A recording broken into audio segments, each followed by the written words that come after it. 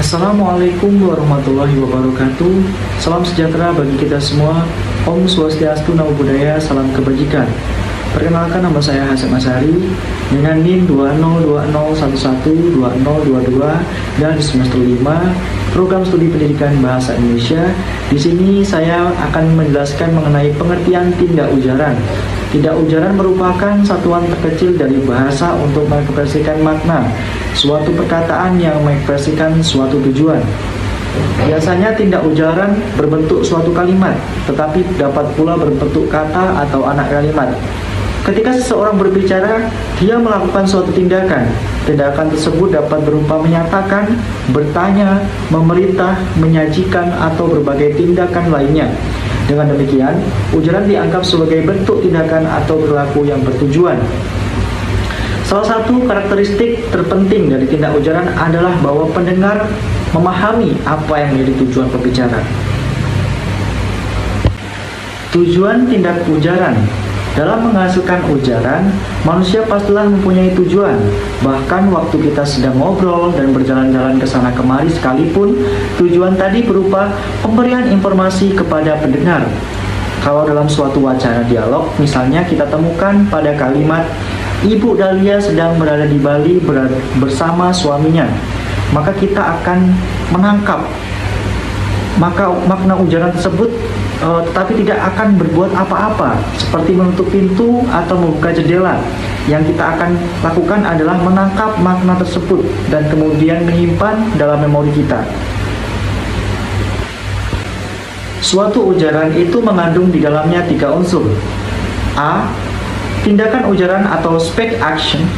Yang B. Muatan proposisi atau propositional konteks. Dan yang muatan terakhir yaitu tematik atau thematical content. Yang pertama kita bahas mengenai tindakan ujaran atau speech action.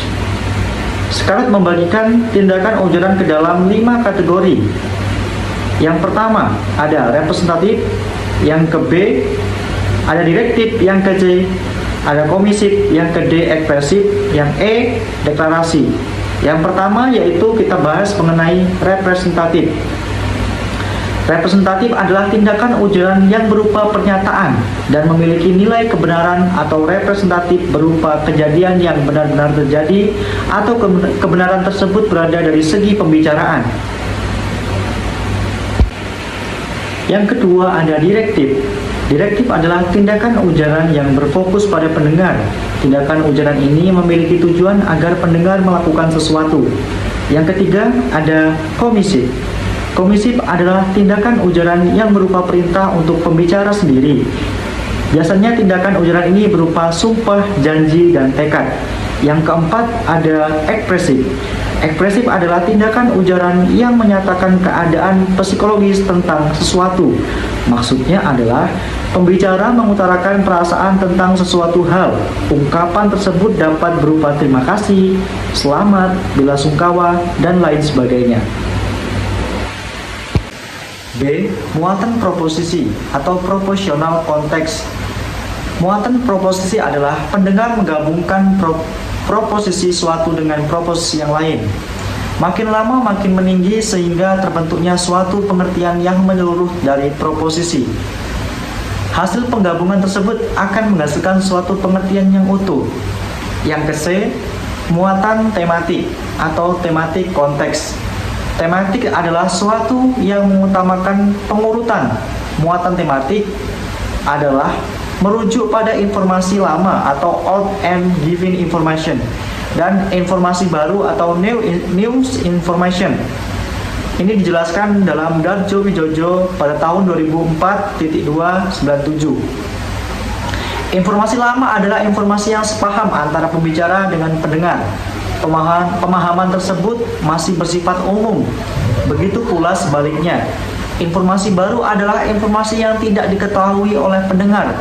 Dengan kata lain, informasi baru merupakan suatu informasi khusus sesuai dengan pengertian tematik yang telah dijelaskan di awal.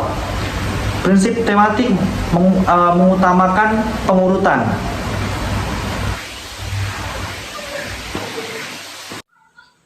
Baiklah, di sini saya Tania dengan NIM 20 20 11 20 15. Saya akan melanjutkan materi yang telah disampaikan oleh Hasyim Hasyari. Ya, pelaksanaan tindak ujaran. Pelaksanaan ujaran dibagi menjadi beberapa jenis, diantaranya yang pertama, pelaksanaan tindak ujaran representatif. Tindak ujaran representatif merupakan pernyataan mengenai sesuatu yang benar-benar terjadi. Dari pengertian tersebut, yang perlu dilakukan adalah menemukan muatan proposisi dan muatan tematik. Muatan proposisi yang dimaksud adalah mengenai argumen dan prediksi, pelaku dan pasien atau korban atau modifikasi. 2. Tindak ujaran direktif. Pada dasarnya tindak ujaran direktif fokus pada pendengar. Menurut Darjo Wijojo, menyatakan pelaksanaan tindak ujaran direktif dibagi menjadi 3 kelompok. Yang ketiga, pelaksanaan untuk pertanyaan ya atau tidak. Pertanyaan ya atau tidak sebenarnya sama dengan kalimat representatif. Hal ini tersebut disebabkan pernyataan ya atau tidak juga memiliki informasi sama. Yang keempat, pelaksanaan untuk pertanyaan mana atau apa. Pertanyaan mana atau apa adalah perwakilan dari berbagai pertanyaan. Yang kelima yaitu pelaksanaan untuk kalimat perintah. Kalimat perintah adalah tindak ujaran direktif langsung. Darjo Wijojo dapat disimpulkan bahwa perintah tidak membutuhkan jawaban melainkan perbuatan untuk melakukan sesuatu. Yang keenam, tindak ujaran komisif. Tindak ujaran komisif yang telah dijelaskan sebelumnya adalah tindak ujaran yang fokus pada pembicara yang berupa sumpah, janji, dan tekad. Tindak ujaran komisif hanya berupa penyimpanan informasi pada memori. Yang ketujuh yaitu tindak ujaran ekspresif. Tindak ujaran ekspresif yang telah dijelaskan sebelumnya adalah tindak ujaran yang menyatakan keadaan psikologis seseorang. Dari pengertian tersebut dapat disimpulkan bahwa pelaksanaannya bukan berupa perbuatan. Pendengar hanya diam. Darjo Wijojo. Yang kedelapan yaitu tindak ujaran deklarasi. Tindak ujaran deklarasi merupakan tindak ujaran yang menimbulkan kejadian baru. Faktor terjadinya tindak ujaran ini adalah wewenang. Tindak ujaran ini memerlukan syarat kelayaannya. Darjo Wijojo. Yang 2.4 yaitu pelaksanaan ujaran tak langsung. Menurut Darjo Wijojo dalam bukunya yang berjudul Psikolinguistik tahun 2014 menyatakan bahwa pelaksanaan ujaran tak langsung merupakan transfer dari makna literal ke makna tak langsung. Menurut penulis, ujaran tak langsung memiliki informasi implisit atau tidak dampak. Yang pertama yaitu prinsip kooperatif. Prinsip kooperatif ternyata sangat membantu peran ujaran tak langsung. Hal ini sesuai dengan pendapat Darjo Wijojo yang menyatakan bahwa prinsip kooperatif sangat membantu pelaksanaan ujaran tak langsung.